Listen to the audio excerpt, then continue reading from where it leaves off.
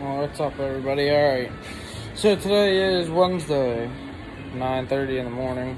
I worked last night, so I came straight to the garage. So, do a little recap here and tell you how our weekend went at Bedford. To say the least, it was an experience. That's for sure. Obviously, everybody pretty much watched the live video. I know I was pretty excited. A lot of people were. I mean, you can't really blame us, but once again, it was experience, a learning experience. Did some stuff right, did some stuff wrong. The car was working. Brandon was definitely driving the wheels off of it, obviously. Legitly trying to bust the walls down, but anyways, no, on the serious side, I mean, the car was awesome. We really didn't have to do too much to it. Want to thank Shoemaker Motorsports, Shane and Sean, Jeff Miller, the whole Miller family.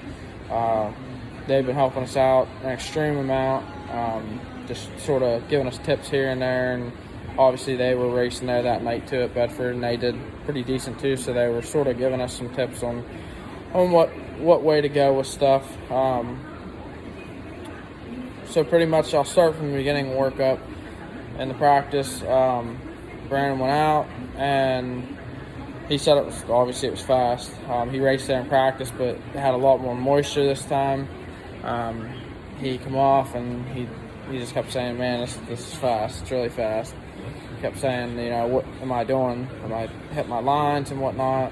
And when we raced go-karts, pretty much I told him what he needed to do, and he would tell me.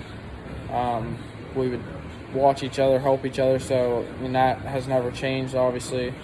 I told him, I was like, you need to run it in harder. They were keeping it what they call up on the bars, so the left rear, they were keeping it up in the air, staying on the throttle more or riding the brakes, whichever it was. So that's what I told Brandon he needed to do. Went out in the heat race, started 7th, which was maybe started 6th. Either way, started in the back. Had a good field of cars. Kyle Beckett, local. I think Ryan Beckett might have been in there. He's a local. Drake Troutman. I mean, the whole field pretty much, they weren't any slouches. I mean, they were all good guys pretty much, and girls, including Alyssa Rowe. But once again, went out in this heat. Started making some moves, was passing people on the outside, ended up getting behind Drake, and pretty much followed him in 4th, and they were running too wide, and he said he was all over me. Actually was on the brakes a good bit, trying to find a way around him, but he didn't want to push the issue. So once again, for a first race out ever in a modified, never raced a big car, that's a pretty big deal. Like I said, still trying to learn, obviously. So that was a good experience in the heat race, getting to race with some people.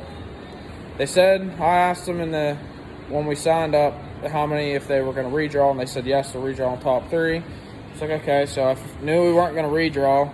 I figured we'd start mid-pack. Well, I guess apparently somebody must not have made weight. I don't know for sure. Ended up that they did a redraw, and we started on the pole. So, needless to say, Brandon was already nervous about that. So, we told him what he needed to do. He knew he had to be on the top. The bottom just wasn't there. It was pretty slicked off. It was, I would say, a 2-groove track, mainly 1 groove. You could race 2. That middle groove was semi there. It was still a little greasy. Looked like to me at least, and the top was definitely there. I mean, when we drove off to go home, you could see that it had a decent cushion. I'd say probably 3-4 inch cushion around the top. And Brandon knew that. He found that out real quick. Ended up, his starts and restarts weren't the best, but he knew he didn't want to spin the tires. So once again, and it's still learning. Got passed on the initial start. He just left him go. I got into the outside wall. Brandon made a move on him, and Brandon just took off from there on. The only downfall really to the whole night, I don't want to say, once again, people say he jumped the cushion. People say that, he pushed it too hard. You don't know that for sure. I mean, we don't know. We think maybe something possibly could have broken the right front. We thought initially it was a caliper. The caliper ended up, it was just hanging there. The rotor was completely gone. So it could have been the brake rotor that destroyed and shattered, or was maybe a rock got stuck in there, mud, we don't know. There's so many things that could happen with that kind of stuff. But anyways, he took off. Like I said, about the only thing we did wrong, and this was sort of on my part, and I told Brandon that, was I should have been down along the track telling him how far the guys were behind him. From what I understood, you weren't allowed to use like light sticks or lights to let guys to let your guy know how far they're back, which that's sort of hard to explain. But pretty much the closer the sticks are, or your hands, if you're using your hands, the closer the guys behind you, the farther apart, the farther they are. So the driver knows, okay, I got some breathing room or whatever. Brandon had no clue. Brandon had no clue how far they were back. He thought that they were right on him the whole time. He said he just kept looking at the leaderboard, saw that 7 was behind him. He thought it was Drake, which obviously we know Drake's fast. We know Mike Audibelli's fast, Evan Taylor, the whole shebang. But anyways, he thought that they were coming. He didn't know, obviously, first time, and the pressure on him was out through the roof. I mean, leading the race, winning, as of like almost leading every lap, trying to run a good line, trying to still feel for the car as the race goes on, because once again, first race, your car's going to change throughout the night. Then the caution came out, and myself, the Millers, Willie, the guy that was with us, I mean, we were all jumping up and down, trying to get his attention to tell him how far he was so he could slow it down. And he couldn't see us. He said the trail lights on the front stretch where we were just too bright when he was looking across the pits. The trail lights were too bright. But went on to restart, pulled another half of a track ahead, or half of a straight stretch ahead, and he said he went into turn 1 after taking the white flag. When he went into the turn, he said he wanted to turn, and the car just didn't turn. He said he just could not get it to turn. He tried tapping the brakes to get it to rotate around. He said just nothing worked. So once again, could have jumped the cushion, could have broke a brake rotor. Who knows? I mean, bolts could have came loose and something in the front end of the caliper or whatever. I'll give you a look at here where we're at now. Once again, this is Wednesday, so this is 2 days after it happened, 3 days. We got parts ordered yesterday. They're supposed to come Friday. Hopefully they're here Thursday. Once again, we're hoping we get all this done that we can go racing Saturday. It's going to be a push. We're going to be working long nights when we already have been the whole week. We got welding done last night. Nothing frame-wise was damaged. We had a small hairline crack in one of the tubes on the frame, which we just welded that up. Then we put a patch over it. We think that was actually there before all this. We just now saw it because obviously we were inspecting everything pretty good. Like I said, everything pretty much is torn down right now. Pretty much bare frame. The only thing in is the rear end. This was out yesterday, which we got it back in. Back here in the back, we broke these welds right here. This one was broke. This one was starting to break. Some of these ones on top here were sort of bad. I mean, as you can see, it was sort of not rough, but not in great shape to begin with. And we thought the welds were okay, but they ended up breaking. The whole fuel cell ended up going this way. This side had a big gap down through here because everything went that way. As you can see, a little mark here from the wall. Rear end wise, everything was good back here that we could see. The only thing was back here on this right here. there's a plate which is over here. As you can see, it's bent. So we had to replace that. Go back over here. Nothing else in the middle. As transmission, drive shaft, none of that was bad. Once again, that we could tell. I mean, we've looked everything over, top to bottom. That's why it's all torn apart. Plus, everything that was broke was, we had to take everything out to get to it. Down here is where we had a little crack down in here. So as you can see, we welded that up pretty good. Made some other welds, just touch-up welds. Like up here, we had a tab that was coming off. The right fronts got pretty messed up. Obviously the left side's good. Motor-wise, our engine mounts, they were pretty bent. They don't look bad, but they are. So we got new ones. Motor-wise, everything seemed good on that. We started it afterwards. It was alright. Let's see here. Down here. Got a new shock. This is the new one that's going to go on. And I'll show you what happened with that one. But here's the right front stuff. So I think this is one of the brake pads. So you can see it's pretty garbled up there. Here's the rotor. As you can see, flew apart. This is what we think might have broke. Once again, we're not sure, but obviously it's not good. This is bent. Different spots.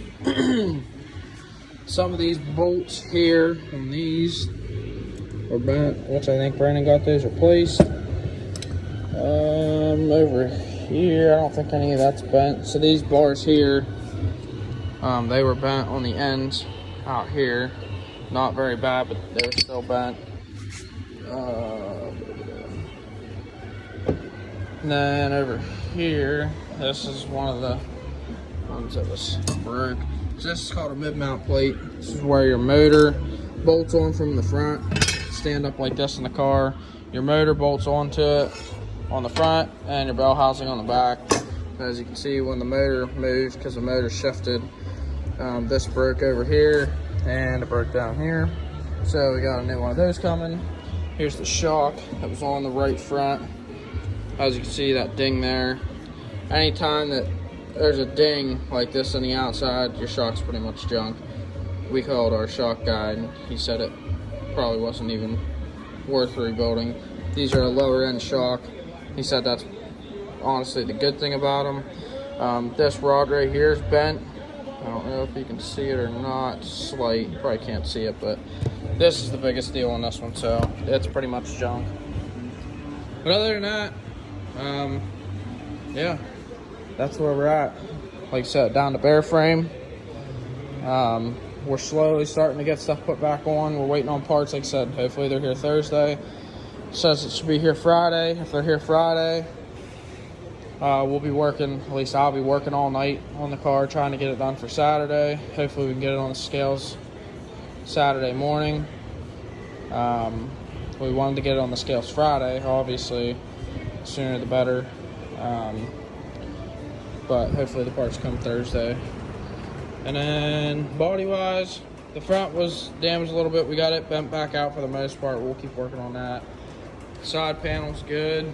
The rear quarter panel, which it's hidden back here, you can't even see it, but it was a little scratched up, but once again, it wasn't bad. So other than that, that's pretty much it. Like I said, we're gonna keep working hard on it. Hopefully we can get it all done. As of right now, like I said, we're planning on racing Saturday at Hagerstown for Mid-Atlantic Modifieds, Sunday at Bedford. Sunday's weather's calling for 40% chance of rain right now. Saturday's looking good. But like I said, we'll keep everybody up to date. Make sure you follow Household Racing. We have a YouTube. We put our videos up on there when we can. I've been trying hard to make sure that we get good videos up of what's going on throughout the week, stuff like that. I'm going to try to get, like I said, more videos behind the scenes, but it's tough trying to obviously work on this stuff and make videos and whatnot. But I like to keep everybody up to date, especially the people who support household racing. The support and people stopping by at the garage and checking up and donating, like Barron's, one of our sponsors that does our engine bearings, race engines. He donated motor mounts. Devin Hart offered to, he's a dealer for Poskies, which is a race shop. He offered to help us get some parts. We ended up just getting them all through Performance Bodies just because they had every single thing we needed, or else we definitely would have hit Devin up, which I did, and thank him. So everybody's been helping us out. Like I said, it's been unreal first race. But thank you to all our fans, everybody who came out and supported us. We wish we could have pulled off a win. But that's, once again, that's not what it was about. We weren't there. We didn't go there to expect to win. I didn't even go there to expect to do what we did, but that's good enough for me. Once again, yeah, it sucks to put it in the wall, but that's racing. That's how it goes. So hopefully, I know Hagerstown's a little bit further. Hopefully we can get some fans down there. Anybody, you're more than welcome. Any track we're at, you pay your pit pass. If you want to come in and hang out, you can bring chairs, whatever. Obviously, don't want people sitting right in the way, but we're more than welcome to sit down there and hang out, whatever. Stop by, get stickers. We're getting some more cups made. We have 3 ordered so far, but we're gonna get, I think, 8 or 9. That way we have some extra. T-shirts, we're working on our T-shirts. Waiting on the guy who's making them. He has to make the design still, and then once we get the design and how many we're getting, we'll hopefully get individual prices and get that put out and get the design put out. So, like I said, T-shirts are out of our hands right now. He's pretty backed up, but we will get them out. Like I said, follow Household Racing on Facebook, Instagram, YouTube. Make sure you like and subscribe. There's a notification bell on YouTube that if you hit anytime we upload a video, it'll send you a notification through YouTube. That way you keep up to date, and we'll keep putting small videos on and, like I said, behind the scenes stuff. But once again, thank you to everybody. Our friends, our crew has been working their freaking tail off. I can tell you that right now. Stephen Fry, he's pretty much our welding guy. Anytime we need something welded, he was here last night. Got off work, came straight here, worked late. Obviously Brandon, myself, Patrick Stake, Tara, my girlfriend Laura, for supporting us, letting us be down here. With Tara being pregnant and all that, I mean, she's been going to appointments and stuff, and Brandon has been trying to be there and try to do this at the same time, because I mean, people don't realize how much time a race car takes up. So our mother, she's been supporting us left and right, which she told us, she's like, when we started to get back into this, she's like, are you sure you guys want to do that? Obviously we did, which maybe I'll eventually put a video up of why we ended up getting back into this and not go-karts. Not really that big of a deal, but sort of an interesting story. But yeah, once again, definitely crazy.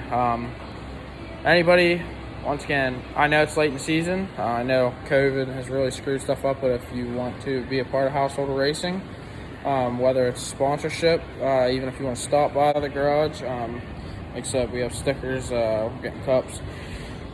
Like I said, we're here, stop by. When we get the car obviously back together, take pictures with the car, whatever. Just like I said, stop in. If the garage doors are open, we're here. Like I said, we're going to do everything we can to get it back together, and hopefully we'll be there Saturday. Like I said, make sure you follow us. And we're trying to get to 1,000 likes on Facebook. That's our goal right now, is we want to hit 1,000 likes. So if you go into, I believe it's a community tab, and then on there it should say invite friends, and you can just invite your whole friends list to like Household Racing. Like I said, that's the best way. We post everything on there. I know we post a lot. Hopefully it doesn't get old, but we want to make sure that the people who want to follow us stay up to date, and know where we're going to go. Like I said, the last thing I want is, I know sometimes people post stuff on Facebook and it seems like you don't see it till 4 days later. So I want to make sure that when we're posting stuff, you're able to see it, and people know that that's where we post our stuff. So once again, thank you to everybody, and stay tuned, and we'll keep getting some stuff together and keep getting people updated.